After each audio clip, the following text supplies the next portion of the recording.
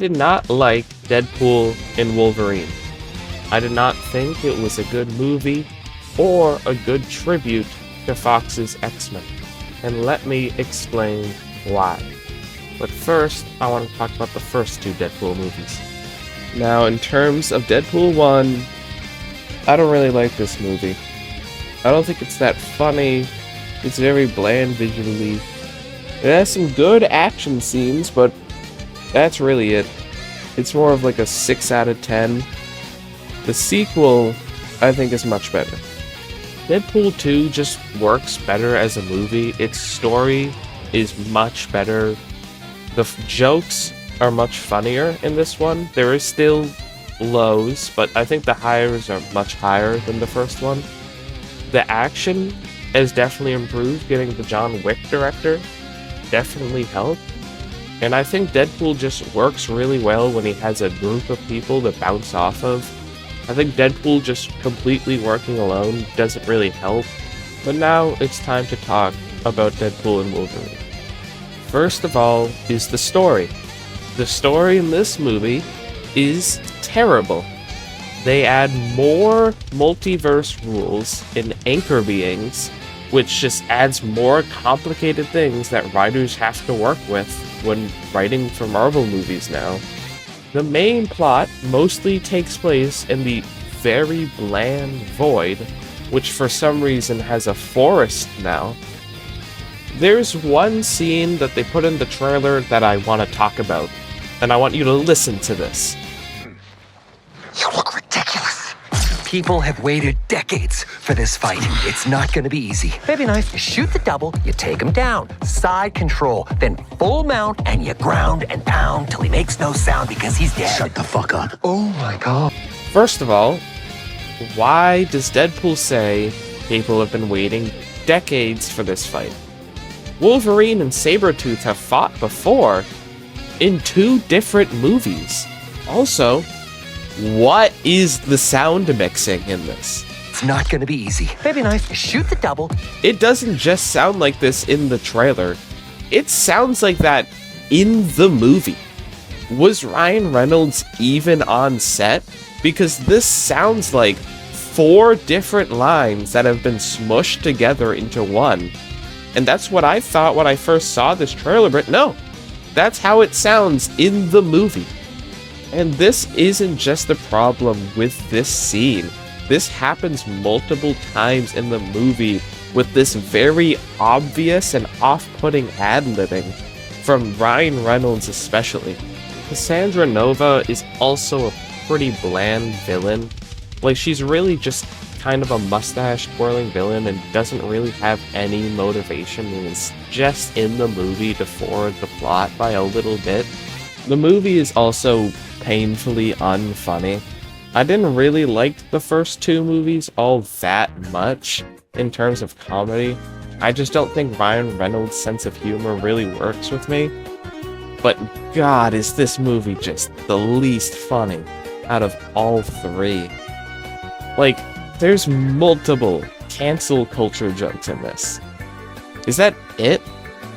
6 years since Deadpool 2, and all they came up with was cancel culture jokes?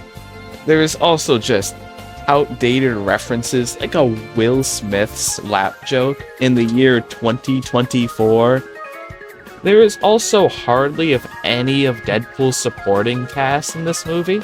Colossus has only 1 line at the beginning, and Cable and Domino aren't even in the movie at all. But Shatterstar is in the movie. You don't know who that is, but he was in Deadpool 2. You don't remember this, but he was there. Wolverine is also not that great in this movie. They try to say that, like, he's a failure, but his reason for being a failure is not that different from the main X-Men movies. All the X-Men are dead, but that's really the same thing as what was explained in Logan, so it doesn't really hit as hard. Now it's time to talk about the cameos. The main 4 being Channing Tatum as Gambit, Wesley Snipes as Blade, Daphne Keane as Laura, and Jennifer Garner as Elektra. The movie tries to explain these cameos as tying into this theme of forgotten superheroes, but I don't really think it works for all of them. I mean, Logan was one of the most well-received superhero movies of all time, and Blade is still looked back on as a big success. I get Gambit not being a movie that was made and Elektra being a financial failure, but the theme of forgotten superheroes feels more like an excuse for the cameos to show up as to say it's tying into a theme. But there is one final thing I want to talk about, and it's the reactions to the movie. Because I see a lot of people being very overly positive about this movie, and it's clearly just because of the nostalgia bait. This movie is made to appeal to people who are very easy to appease, mainly the people who call themselves comic book fans but have hardly ever read a comic book. One example of this is a man named Blu-ray Angel. He's very well known on X, the Everything app, as someone who constantly posts Marvel fanboy bait, such as, what if Peacemaker in the finale of his show says, "Peacemaker, what a joke," and throws his helmet away and wears Rick Flag's shirt in his honor. He also made the suggestion that Marvel should make a comic-accurate Old Man Logan movie, a not very good comic, which just further shows how much of this guy has never read a comic book before. A lot of scenes in this movie feel directly pulled from people like this posting tweets. I mean, this scene where Chris Evans is revealed as Johnny Storm is a direct, I guess, adaptation of a tweet from Soups, another ride or die Marvel fanboy just like Blu-ray Angel.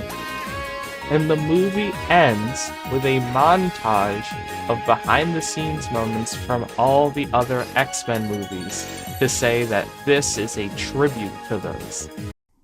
No, you don't get to. You don't get to do that.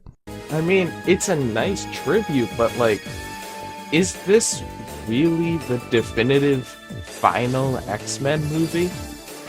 I mean, the only X-Men that show up is Wolverine and a Gambit from a movie that was never made. Is this really the finishing touch on the X-Men universe? And that's about where I want to wrap this up. This is not a very good movie. It's a fine watch for 2 hours if you have some spare time to, point at the screen and get excited. But outside of that, this movie has no worth. It has no rewatch value. It's just a not great movie. 4 out of 10.